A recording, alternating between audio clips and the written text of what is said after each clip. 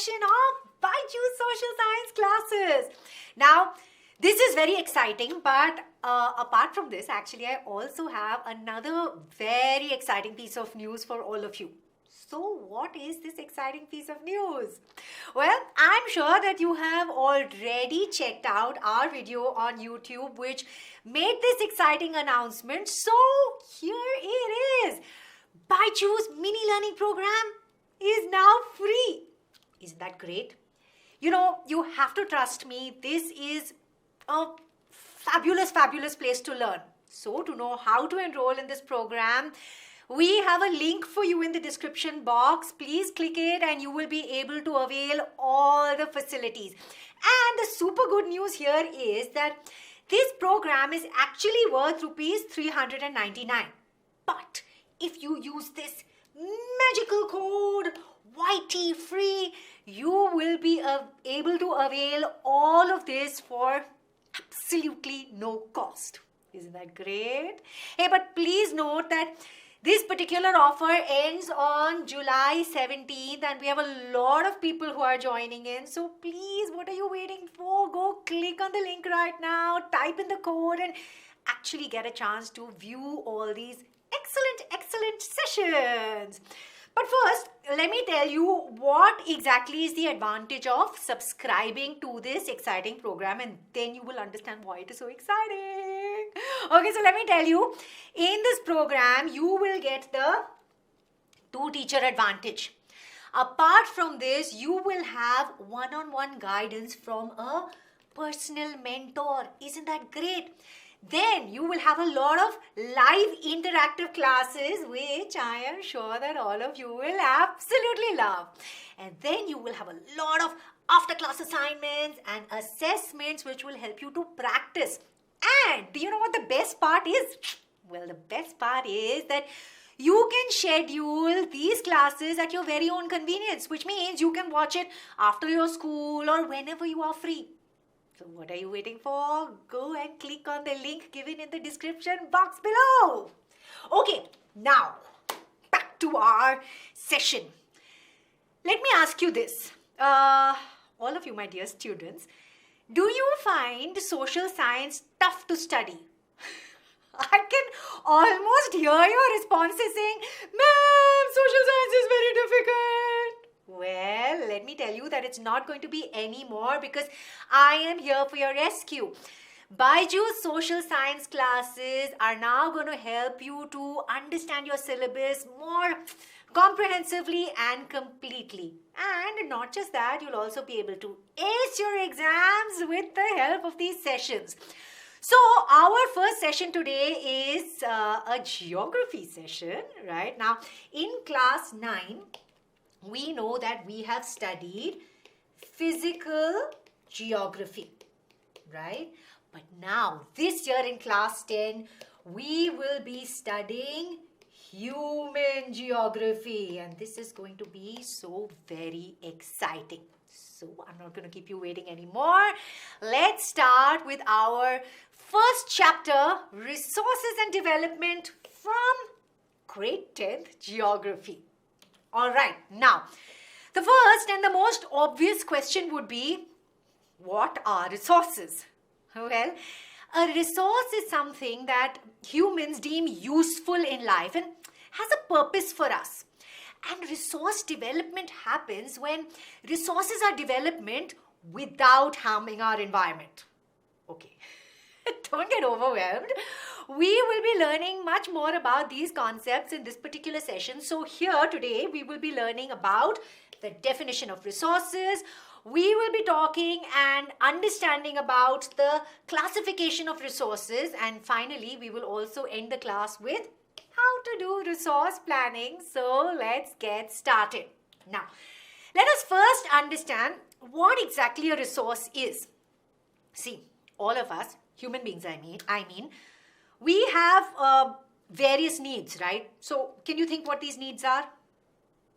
We have so many needs, right? I mean, basically, if you think about it, all of us require food, we require clothing, we require shelter, right? Now, how are these needs of ours met?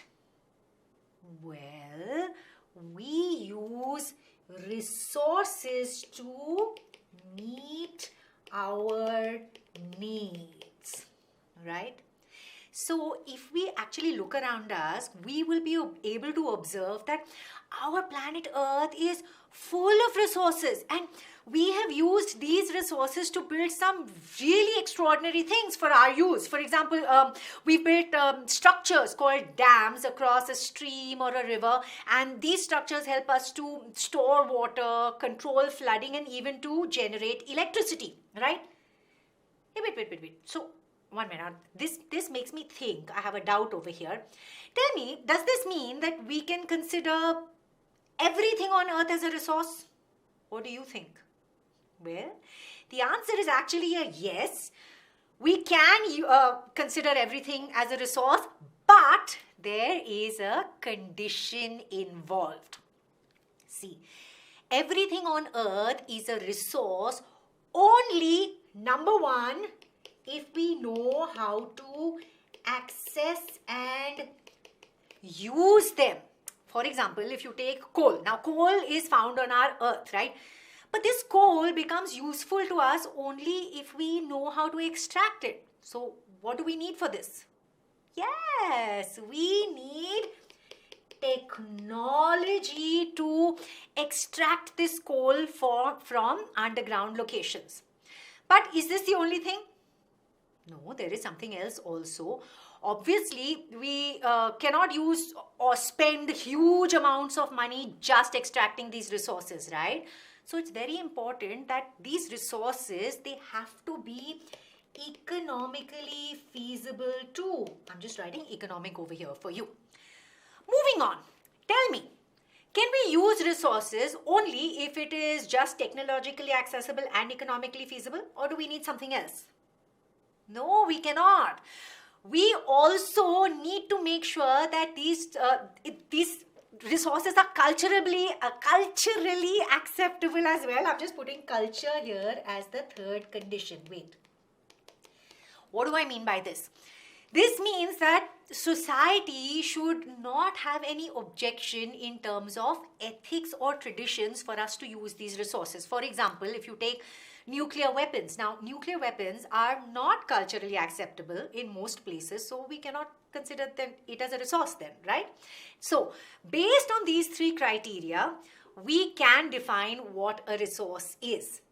So, everything that is available in our environment which can be used to satisfy our needs, provided it is technologically accessible, economically feasible, and culturally acceptable, and only then can we term it or define it as a resource, and that is the definition of a resource for you. Very easy, right? Now, when a resource is available in the environment, we need to transform it, right, to be able to use it. So, its process of transformation happens through an interaction between nature, technology, and institutions. And this is how we can then use our available resources. So, human beings interact with nature through technology and create institutions to accelerate their economic development, right? So that's how we transform these resources and use them. Now, an important thing to take note of over here is that resources are actually of many types. So how do we classify resources?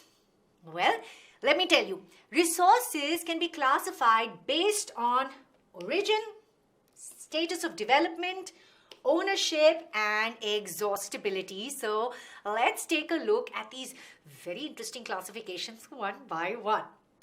So first classification is based on the origin of resources. Right now, let's do one thing. We've taken two things over here. We've picked a fish and a rock. So out of these two, obviously we can very easily tell which has life and which doesn't, no? Right, a fish has life and a rock doesn't. So based on their origin, we can classify these resources into biotic and abiotic resources, right? Let me explain this. Biotic resources are living or living resources basically, or resources obtained from living things. So you have things like resources like vegetables, fruits, leather, forest, animals. All these are examples of biotic resources. Next, we have abiotic resources. Now, obviously, from my explanation of biotic resources, you may have already guessed what abiotic resources are, right? Yes. Abiotic resources are resources obtained from non-living things. So what can be put as examples under this category? We have things like land or water or sunlight, air, minerals, so many, right? We have so many examples of abiotic resources. Now, let us next go into the next type of classification of resources, which is based on the status of development. So, under this classification, we have developed resources, potential resources, stocks and reserves. Let me explain each one of them and then it'll become very clear to you.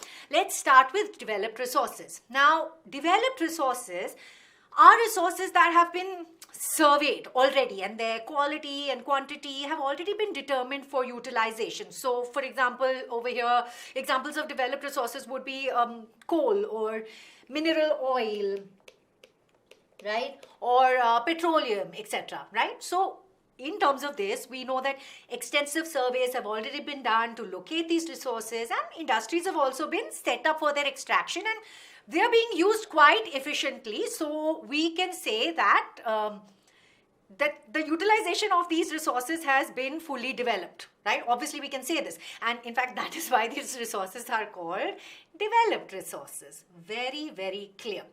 Now, on the other hand, potential resources are those which are available in a region and we do have the technology, but they're not fully used. So I'm putting over here, not fully used, right?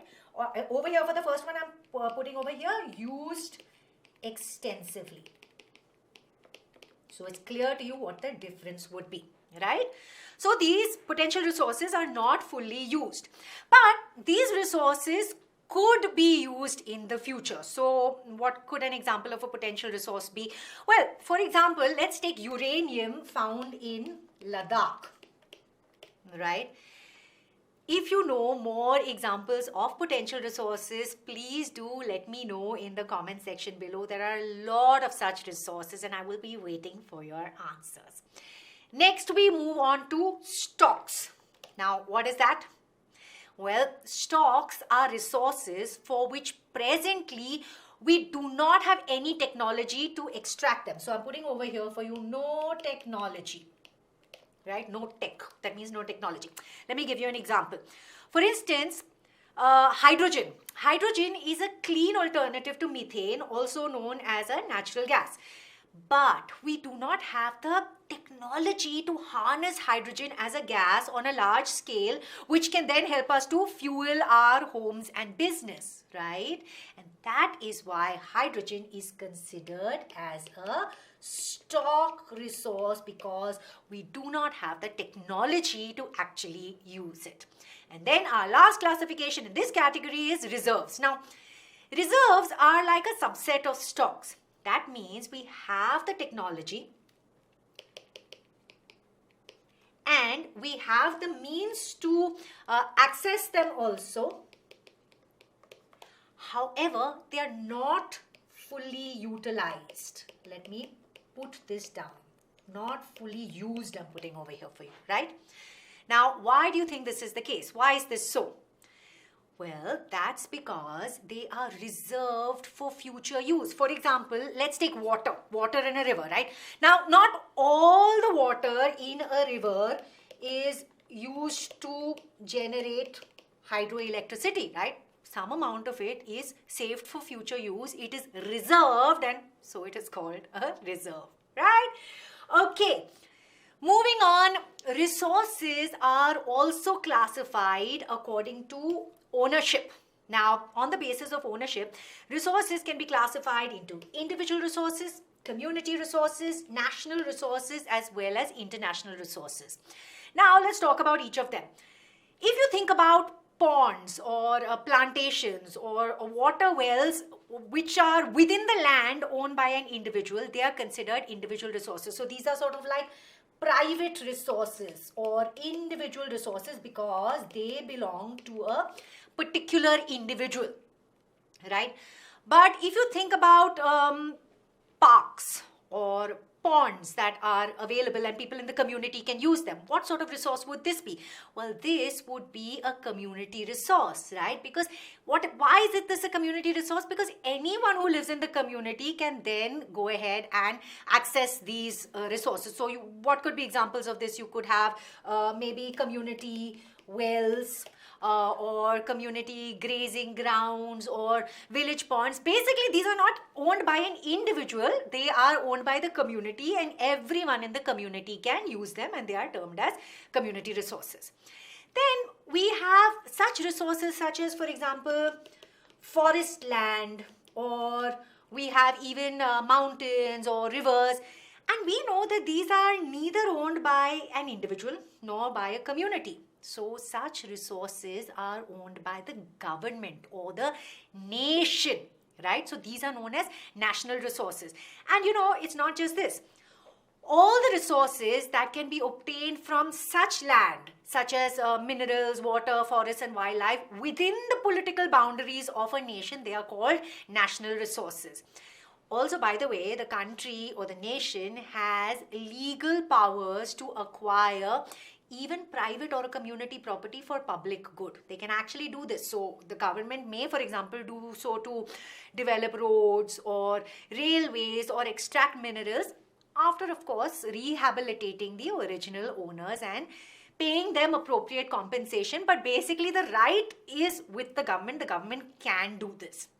Right? Now, talking about national resources also include the resources within the oceanic area up to 200 nautical miles from the coast. And this is known as by the way, the exclusive economic zone. But basically, let me give you the breakup of this.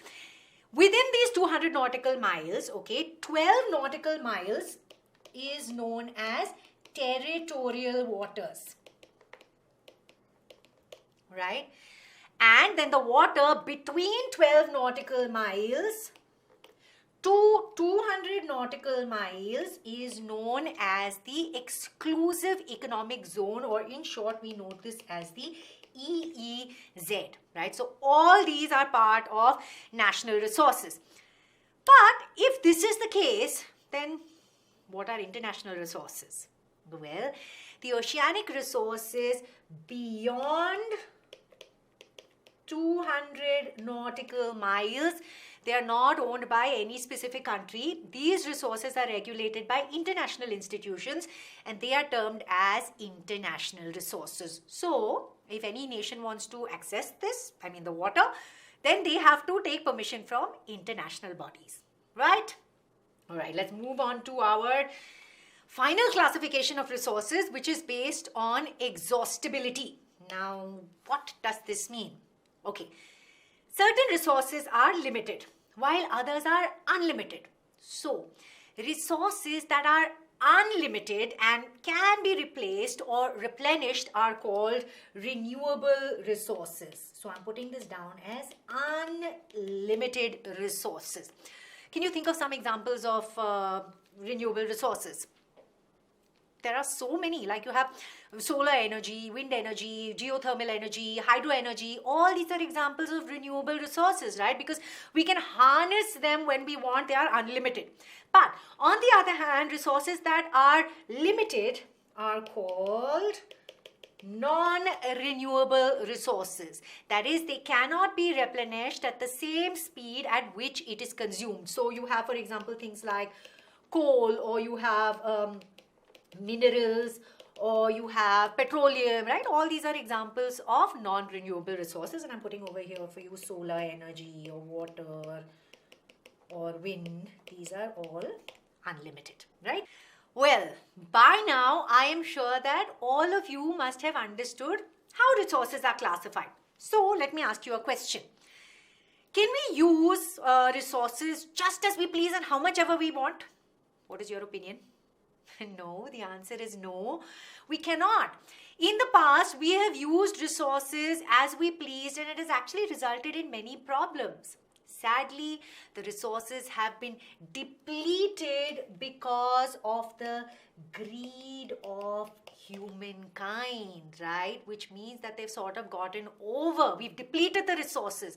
This has also led to the accumulation of resources in a few hands, which means that this has actually gone ahead and divided society into rich people and poor people, which is not a very good thing. So there's division of society, right?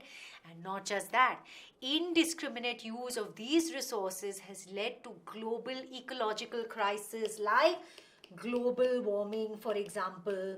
What are the other things? There are so many not very nice things that have come out of indiscriminate use of resources, environmental pollution, land degradation, and so on, right? So, as a result, equitable distribution of resources has become vital in the present age. We need equitable distribution of resources. So, we need to plan our resources for this. Now, how can we plan the resources that we have available? Well, let's take a look. Now, let's talk about our country, India, for example, okay? India, we know, is really rich in natural resources. Now, if you take the states of Jharkhand or Chhattisgarh and even Madhya Pradesh, they are very rich in minerals and coal deposits. Arunachal Pradesh, on the other hand, has an abundance of water resources, but it lacks infrastructural development. The state of Rajasthan, on the other hand, is very well endowed with solar and wind energy, but it lacks water resources.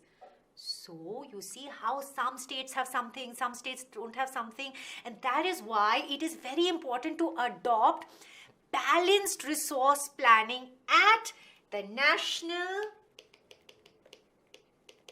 state, what else? Regional, as well as the local levels, so that everyone can use the resources. In other words, equitable distribution of resources, right? So how do we do that? Let us see. Now, the first step of resource planning is to, number one, identify what resources are available and where. So, identification of resources across regions. How is this done? This is done by surveying and mapping the regions of the country by estimating the quantity and the quality of the resources that are available. And once we have this information, then we can move on to the next step, step 2, where over here we develop a plan to use human as well as technological, human skills basically, human skills as well as technological assistance, so that we can extract these resources, right? Now, not just this, obviously, we would need for this really good infrastructure and very strong institutions, right? And only then can we efficiently use and distribute these resources. Then, what is the final step in resource planning? Well, we need to match the developmental plan of the resources to the overall developmental plan of the nation, right? So, for example, earlier our country was heavily dependent on fossil fuels, but since they are non-renewable sources of energy, the country is now developing resource development plans to harness renewable sources of energy such as solar energy, wind energy, etc. So it's very important to map the developmental plans with what the nation has in mind, right?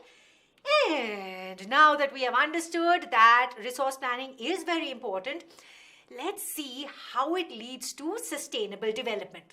But what is sustainable development in the first place? Let me tell you. Sustainable development means that development should take place without damaging the environment. Not just that, the development that we undertake in the present should not compromise on the needs of the future generations, right? So the future generations should be able to use them. For example, we need to use our water resources judiciously so that it will not damage the rivers and other water bodies, and then it will be available for the future generations to use as and when, right? Now, we know what sustainable development is. Let me tell you a little bit more about this, right? So, to achieve sustainable development in the 21st century, the Rio de Janeiro Earth Summit was actually held in 1992. Now, at that summit, the heads of more than 100 countries gathered to sign the Declaration on Global Climatic Change and Biological Diversity. The Rio Convention endorsed the Global Forest Principles and adopted Agenda 21 to attain sustainable development. Now, do you know what Agenda 21 is? Well, Agenda 21 is the declaration signed by world leaders to combat environmental damage, poverty, disease through global cooperation on common interests, mutual needs, and shared responsibility. So Agenda 21 is the declaration signed by the world leaders, right? Now, one major objective of the Agenda 21 is that every local government should draw its own local Agenda 21. Isn't that so interesting? So, sustainable development should lead to the conservation of resources. Now, why is this so? Because irrational consumption and overutilization of resources would obviously lead to socio-economic and environmental problems, right? So, how should we avoid this? Well, to overcome these problems, resource conservation at various levels is very, very important. At the national level, Gandhiji, our Gandhiji, promoted the idea of conservation of resources by stating that there is enough for everybody's need, but not for anybody's greed. Isn't that really cool? And that actually makes a lot of sense, right? At the international level, the Club of Rome advocated resource conservation for the first time in a more systematic way in 1969. And not just that. Schumacher echoed Gandhiji's thoughts on resource conservation in his book, Small is Beautiful. Also, the Brundtland Commission report, which is very important, it was published in 1987. They made a seminal contribution with respect to resource conservation at the global level. So you see, all of this is happening at so many levels because it is so important. And if you want to read more about it, you should definitely refer to your textbook. Okay. Now, I think it's time to recap what we have studied in this session. So, what did we learn? Well, we learned today what a resource is, right? That is, we learned the definition of a resource. Then we learned about the classification of resources. That is the 4 categories and then all the categories in those categories. And then finally, we covered resource planning. Right? So we've done quite a lot today, and in case you have any doubts about what we studied today, please don't forget to let me know in the comments below, and we will definitely try our best to address all your doubts. In fact, we look forward to reading your comments, right? And for more such videos, tune into Byju's 9th, 10th channel, and please do not forget to like, share and subscribe to our channel. I'm going to see you really soon. Bye-bye.